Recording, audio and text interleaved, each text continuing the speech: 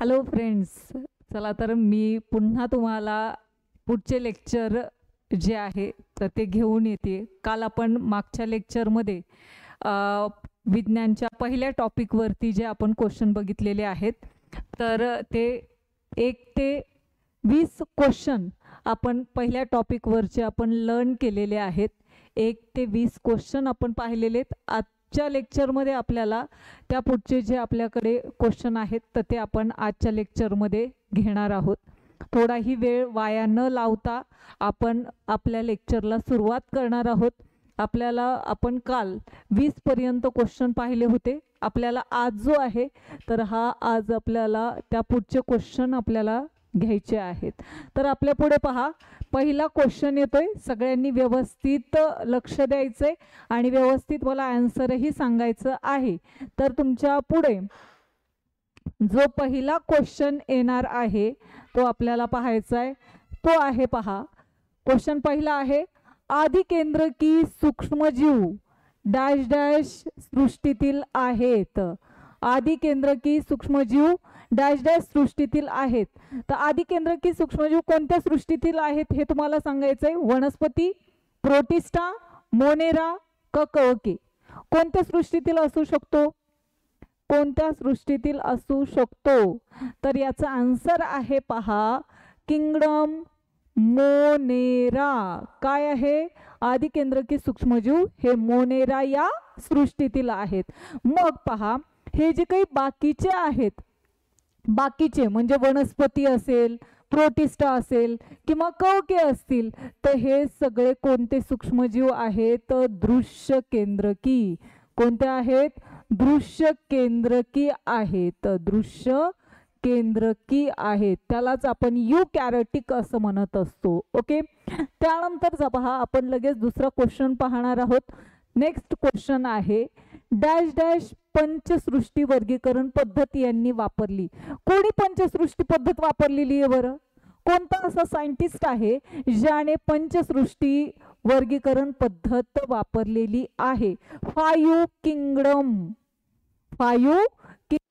जे आहेत तर ती पद्धत कोणी वापरलेली आहे? तर याचं आन्सर आहे, पहा, रॉबर्ट विटाकर.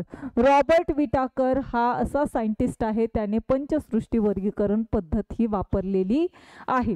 मग बाकीचे जे काही सायंटिस्ट आहेत हे मी याच्या अगोदरही तुम्हाला एक्सप्लेन केलेलं आहे की कार्ल लिनियस झालं. तर कार्ल लिनियस याने 2 सृष्टींमध्ये वर्गीकरण केलेलं आहे. 2 सृष्टी म्हणजेच 2 किंगडम मध्ये काय केलेलं आहे? क्लासिफिकेशन केलेलं आहे. हेकेल जो सायंटिस्ट आहे, तर या हेकेल सायंटिस्टने जे काही लिव्हिंग ऑर्गॅनिझम्स आहेत, सजीव आहेत, तर या सजीवांचं 3 सृष्टींमध्ये वर्गीकरण केलेलं आहे. 3 किंगडम मध्ये काय केलेलं आहे? क्लासिफिकेशन केलेलं आहे, वर्गीकरण केलेलं आहे. तर राहिला आपला चॅटन. तर या चॅटनने 2 गटांमध्ये वर्गीकरण केलेलं आहे. किती वर्गांमध्ये सजीवांचं वर्गीकरण केलेलं आहे? 2 गट. त्यालाच आपण ग्रुप्स असं म्हणत असतो. 2 ग्रुप्समध्ये, 2 गटांमध्ये चॅटन यांनी क्लासिफिकेशन केलेलं आहे. ओके. नेक्स्ट क्वेश्चन आपण बघणार आहोत. नेक्स्ट क्वेश्चन तुमच्या समोर आलेला आहे. सगळ्यात सोपा क्वेश्चन आहे. तर काय आहे, पहा, गटात न बसणारा शब्द तुम्हाला ओळखायचा आहे आणि तुमच्या पुढं शब्द आहेत किंवा कोणते शब्द आहेत ते बघा. पोलिओ विषाणू, इन्फ्लुएन्झा विषाणू, HIV एड्स विषाणू आणि पिकोर्ना विषाणू. आता हे तुम्हाला शब्द दिलेले आहेत. आता याच्यामधला तुम्हाला काय करायचं आहे? एक वेगळा शब्द निवडायचा आहे गटात न बसणारा. तर याचं आन्सर काय असू शकतं? तुम्ही थोडासा विचार करा, तुम्हाला लगेच हे येऊन जाईल. खूप सोपं आहे. तर याचं आन्सर काय असू शकतं मला सांगायचं आहे तुम्ही. तर याचं आन्सर काय असणार आहे? पहा, याचं आन्सर आहे पिकोर्ना विषाणू. काय आहे? पिकोर्ना विषाणू हे याचं आन्सर आहे. का बरं पिकोर्ना विषाणू हे याचं आन्सर आहे? तर पहा, पिकोर्ना विषाणू जो आहे तर हा कोणाला होत असतो, म्हणजे कोणत्या प्राण्यांमध्ये आपल्याला आढळून येत असतात? तर गुरं जे असतात तर त्या गुरांना जो डिसीज होत असतो तर तो कोणत्या विषाणूमुळे होत असतो, कोणत्या व्हायरसमुळे होत असतो, तर पिकोरणा व्हायरसमुळे होत असतो. मग हे बाकीचे जे वरचे आहेत तुम्हाला लक्षात येत असेल, जो पोलिओचा विषाणू असेल, इन्फ्लुएन्झा विषाणू असेल, HIV एड्सचा विषाणू असेल, तर हे कोणाला होत असतात, तर मानवाला होत असतात. कोणाला होतात? मानव, ह्युमन्स, मानवाला होत असतात, ह्युमन्सला होत असतात. ओके, हे त्याचं आन्सर आहे, गटात न बसणारा शब्द. त्यानंतर पुढच्या क्वेश्चन कडे पाहणार आहेत. पुढचा क्वेश्चन आहे पहा, आदिकेंद्रकी पेशींचा आकार डॅश डॅश असतो. किती असतो बरं? किती असतो? प्रोकॅरियोटिक सेल जे आहेत तर त्या प्रोकॅरियोटिक सेलची जी साईज आहे तर ती किती असते? 2019ला क्वेश्चन विचारलेला आहे. तर त्याची साईज जी आहे तर ती किती असते? 1 to 10 किती असणार आहे सांगा? 1 to 10 मायक्रोमीटर असेल का नॅनोमीटर असेल? काय असेल बरं? याच्यामध्ये कन्फ्यूज व्हायचं नाही. आदिकेंद्रकी पेशींचा जो आकार आहे तर तो 1 to 10 आहे, पण मायक्रोमीटर आहे का नॅनोमीटर आहे? तर पहा याचं आन्सर आपल्याला दिसून येतं, कारण की हे बाकीचे तर नसणार आहेत, हे तर चुकीचंच आहे, हेही चुकीचंच आहे, पण या दोघांमध्ये आपल्याला कन्फ्युजन होऊ शकतं. पण याचं योग्य आन्सर आहे 1 to 10 मायक्रोमीटर. किती आहे? 1 to 10 मायक्रोमीटर हे त्याचं आन्सर आहे, आदिकेंद्रकी पेशींचा आकार. त्यानंतर पुढचा क्वेश्चन तुमच्या स्क्रीनवरती येतोय. काय आहे पहा, काय दिलेलं आहे? दृश्य केंद्रकी एकपेशीय सजीवांचा समावेश डॅश डॅश सृष्टीमध्ये केला जातो. दृश्य केंद्रकी पेशींचा जो काही समावेश आहे, एकपेशीय सजीवांचा समावेश कोणत्या सृष्टीमध्ये केला जातो सांगा? मोनेरा, कवके, प्रोटिस्टा का शैवाले? कोणत्या याच्यामध्ये केला जातो? तर पहा, या जे सजीव आहेत तर त्यांचा कशामध्ये समावेश केला जातो? प्रोटिस्टा. कोणत्या सृष्टीमध्ये केला जातो? प्रोटिस्टा या सृष्टीमध्ये आपल्याला दृश्य केंद्रकी एकपेशीय सजीवांचा समावेश केला जातो. मग हे बाकीचे उरलेले कुठं असतील बरं? कुठं असणार आहेत सांगा? कुठं असणार आहेत? तर कुठे असणार आहेत? मोनेरा जो आहे तर हा मोनेरा आदिकेंद्रकी असतो. कोण आहे हा? आदिकेंद्रकी आहे. मोनेरा हा जो आहे तो हा आदिकेंद्रकी एकपेशीय आहे. कसा आहे हा? आदिकेंद्रकी एकपेशीय, त्यामुळं तर हा तर येणारच नाहीये. मग कवके, कवके आपण अगोदर सांगितले प्रोटिस्टा, कारण की दृश्य केंद्रकी आणि एकपेशीय. कवके का बरं नाहीये? कवके का नाहीये? कारण की हा कसा आहे? दृश्य केंद्रकी आहे. हा दृश्य केंद्रकी आहे, पण एकपेशीय आहे का? नाही. तर तो कसा आहे? बहुपेशीय आहे. कसा आहे तो? बहुपेशीय. ओके. त्यानंतर शैवाले जे असतात तर हे शैवाले सुद्धा काय आहेत? तर दृश्य केंद्रकीच आहेत, युकॅरियोटिकच असतात, आणि हे सुद्धा कसे आहेत? बहुपेशीय आहेत, मल्टी सेल्युलार आहेत. कसे आहेत हे? मल्टी सेल्युलार, बहुपेशी आहेत. आणि त्यामुळे आपल्या क्वेश्चनचं योग्य आन्सर आपल्याला काय सांगता येतं? प्रोटिस्टा सांगता येतं. ओके, चला पुढच्या क्वेश्चन कडे वळणार आहोत आपण. 26वा क्वेश्चन तुमच्या समोर आलेला आहे. पटकन पटकन वाचून घ्यायचा आहे, पटकन त्याचे पर्याय वाचून घ्यायचे आहेत आणि त्याचा आन्सर मला कमेंटमध्ये सांगायचं आहे. जेवढ्या लवकर तुम्ही आन्सर देताल तेवढं मला चांगलं वाटेल, बरं वाटेल. पहा काय आहे? पुढील पैकी असत्य जोडी ओळखा. 2021ला क्वेश्चन विचारलेला आहे. काय आहे? कोणती आहे असत्य जोडी? कोणती आहे? मानव इन्फ्लुएन्झा विषाणू ही आहे का? जीवाणू बॅक्टेरियोफाज विषाणू ही असेल का? वनस्पती टोमॅटो विल्ट जीवाणू ही असू शकते का? का गुरे पिकोरणा विषाणू? कोणती असू शकते बरं? असत्य जोडी तुम्हाला विचारलेली आहे. पटकन याचं आन्सर सांगायचं आहे. काय असेल बरं? काय असणार आहे? बघा तुम्ही अभ्यास केलेला असेल. काय त्याचं आन्सर? वनस्पती, टोमॅटो, विल्ट, जीवाणू हे त्याचं योग्य आन्सर आहे. आता तुम्ही म्हणता मॅडम कसं काय, कारण की हे सगळे तर काय तर आम्ही वाचलेलं आहे. मानव हा इन्फ्लुएन्झा विषाणूमुळे होतो मानवाला, जीवाणूमध्ये बॅक्टेरियोफेज हा विषाणू असतो, वनस्पतीमध्ये सुद्धा टोमॅटो विल्ट हा असतो, गुरांमध्ये सुद्धा पिकोना विषाणू असतो. पण इथं का बरं हे असत्य आहे, कारण की इथं काय आलेलं आहे, जीवाणू आलंय. जीवाणू, टोमॅटो विल्ट हे आहे, पण जीवाणू नाहीये, तो काय आहे, विषाणू आहे. काय तो विषाणू. त्यामुळे जी असत्य जोडी आहे ती कोणते, पर्याय क्रमांक 3 आहे. ओके, आले असेल लक्षात.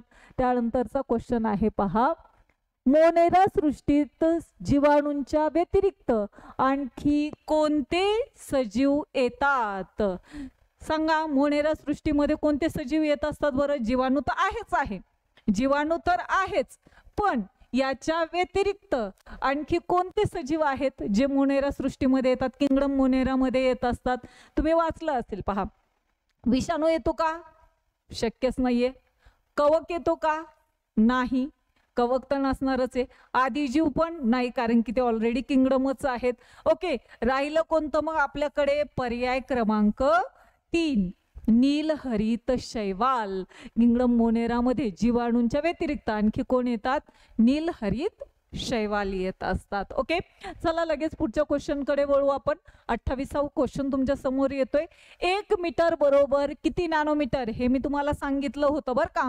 1 मीटर बरोबर किती नॅनोमीटर, मागचं लेक्चर तुम्ही बघा, त्याच्यामधले क्वेश्चन बघा, त्याच्यामध्ये तुम्हाला 1 मीटर बरोबर किती मायक्रोमीटर हे आलं होतं, पण मी त्याच वेळेला तुम्हाला नॅनोमीटरचं पण सांगितलेलं होतं. तर याचं आन्सर काय आहे, 1 मीटर बरोबर 10⁹ नॅनोमीटर. किती नॅनोमीटर आहे, 10⁹ नॅनोमीटर आहे. ओके, हे त्याचं आन्सर आहे. नेक्स्ट बघा, 29वा क्वेश्चन तुमच्या समोर येतोय. डॅश डॅश हे मृतोपजीवी असून कार्बनी पदार्थांपासून अन्न शोषण करतात. कोणापासून अन्न शोषण करतायत, कार्बनी पदार्थांपासून. कशापासून, कार्बनी पदार्थांपासून अन्न शोषण करत असतात. मग असे कोणी, शैवाल, कवके, आदिजीव का विषाणू, कोण असेल, शैवाले, कवके, आदिजीव का विषाणू असतील. सांगा बरं काय असेल. तर याचं आन्सर आहे कवके. कवके जे असतात, फंगी, कवके, तर हे जे आहेत तर हे काय आहेत, मृतोपजीवी असून हे कशावरती, कार्बनी पदार्थांवरती जगत असतात, त्यामधून अन्न शोषण करत असतात. नेक्स्ट क्वेश्चन आहे, डॅश डॅश म्हणजे DNA किंवा RNA पासून बनलेला लांब लचक रेणू असून त्याला प्रथिनांचे आवरण असते. लांब लचक सांगितलाय पहा, कोणता आहे, कोणता आहे जो DNA किंवा RNA पासून बनलेला लांब लचक रेणू आहे ज्याच्यावरती प्रथिनांचं आवरण आहे. शैवाल, जीवाणू, कवके का विषाणू. काय त्याचा आन्सर काय असू शकतं, तर काय असणार आहे त्याचा आन्सर, जीवाणू तर नाहीच, शैवाल पण नाहीये, कवके पण नाहीये, राहिला आपल्याकडे कोणतं, विषाणू. विषाणू जे असतात तर हे विषाणू DNA किंवा RNA पासून बनलेला एक लांबलचक रेणू आहे. त्यानंतर आपण पुढच्या क्वेश्चन कडे वळणार आहोत. 31वा क्वेश्चन आहे, पटपट घ्यायचं आहे आपल्याला थोडंसं फास्ट मध्ये. दृश्य केंद्रकी पेशींचा आकार डॅश डॅश असतो. 2020 ला विचारलेला क्वेश्चन आहे. दृश्य केंद्रकी पेशींचा आकार काय असतो. 1 ते 10 मायक्रोमीटर, 5 ते 100 मायक्रोमीटर, 5 ते 100 नॅनोमीटर का 1 ते 10 नॅनोमीटर. सांगा पटकन याचा आन्सर काय असणार आहे. तर याचा आन्सर आहे पहा 5 ते 10 मायक्रोमीटर. दृश्य केंद्रकी पेशींचा आकार हा किती असतो, 5 ते 10 मायक्रोमीटर असतो. आपण 10 ते 100 मायक्रोमीटर जे आहे, किती मायक्रोमीटर, 10 ते 100 मायक्रोमीटर हे आपल्या पुस्तकामध्ये दिलेलं आहे. पण याच्यामध्ये आपल्याला काय आलंय, 5 ते 100 मीटर आलेलं आहे, त्यामुळे याला आपण काय करणार आहेत, पर्याय बरोबर करणार आहोत. ओके. 1 ते 10 जे आहे, 1 ते 10 मायक्रोमीटर जीवाणूंचा असतो. त्यानंतर 10 ते 100, 10 ते 100 या ठिकाणी नाही दिलेलं तुम्हाला, पण 10 ते 100 नॅनोमीटर असेल तर तो कशाचा असतो, विषाणूंचा असतो. ओके. नेक्स्ट आहे पहा, 32वा क्वेश्चन आहे, असत्य जोडी ओळखायची. असत्य जोडी कोणती असेल? आपल्याला सत्य सगळं ओळखायची सवय आहे, पण आपल्याला कधीतरी असत्य जोडी सुद्धा ओळखता आली पाहिजे. तर असत्य जोडी काय आहेत ती तुम्हाला सांगायची आहे. कवक, कॅन्डिडा, आदिजीव, अमिबा, शैवाल, आदिकेंद्रकी का विषाणू, बॅक्टेरियोफेज. काय असेल? कवक, कॅन्डिडा असेल, आदिजीव, अमिबा, शैवाल, आदिकेंद्रकी का विषाणू, बॅक्टेरियोफेज. काय असणार आहे? काय असणार आहे सांगा पटकन, काय असणार आहे? ओके, याचं आन्सर असणार आहे शैवाल, आदिकेंद्रकी. ही असत्य जोडी आहे, कारण की शैवाल जे आहेत तर हे आदिकेंद्रकी नसतात, तर ते कसे असतात, दृश्य केंद्रकी असतात. कसे असतात हे? दृश्य केंद्रकी असतात. ओके, त्यामुळे ही असत्य जोडी आहे. नेक्स्ट पहा, त्या पुढचा क्वेश्चन आहे, थोडेच क्वेश्चन राहिलेले आहेत. पेशीभित्तिका असणाऱ्या पण प्रकाश संश्लेषण करू न शकणाऱ्या सजीवांचा समावेश कोणत्या सृष्टीमध्ये होत असतो? कोणत्या सृष्टीत होतो? पेशीभित्तिका असणाऱ्या, पेशीभित्तिका असते, सेल वॉल असते, पण ते फोटोसिंथेसिस करू शकत नाही. They can not perform photosynthesis. असं अशा सजीवाचा समावेश कोणत्या सृष्टीमध्ये होत असतो? कोणत्या सृष्टीमध्ये होणार आहे? वनस्पतीमध्ये तर होणारच नाहीये, प्राण्यामध्ये पण नाही. मोनेरा आणि कवकमध्ये बघा कोणामध्ये होत असेल? मोनेरा आणि कवक कशामध्ये होत असतो? याचा आन्सर आहे कवके. कशामध्ये? कवके. ओके, आले लक्षात? नेक्स्ट पहा, 34वा क्वेश्चन आहे, नीलहरित शैवालांचा समावेश कोणत्या सृष्टीमध्ये होत असतो? आता याच्या अगोदरच आपण पाहिलं की मोनेरामध्ये, अगोदरचा क्वेश्चन बघितला की मोनेरामध्ये जीवाणू व्यतिरिक्त आणखी कोणता सजीव असतो? तर तो कोणता आहे? नीलहरित शैवाल होता. मग आता इथं सांगितलंय नीलहरित शैवालाचा समावेश कोणत्या सृष्टीमध्ये होत असतो? तर कोणत्या असणार आहे? Kingdom Monera. कोणामध्ये असणार आहे? किंगडम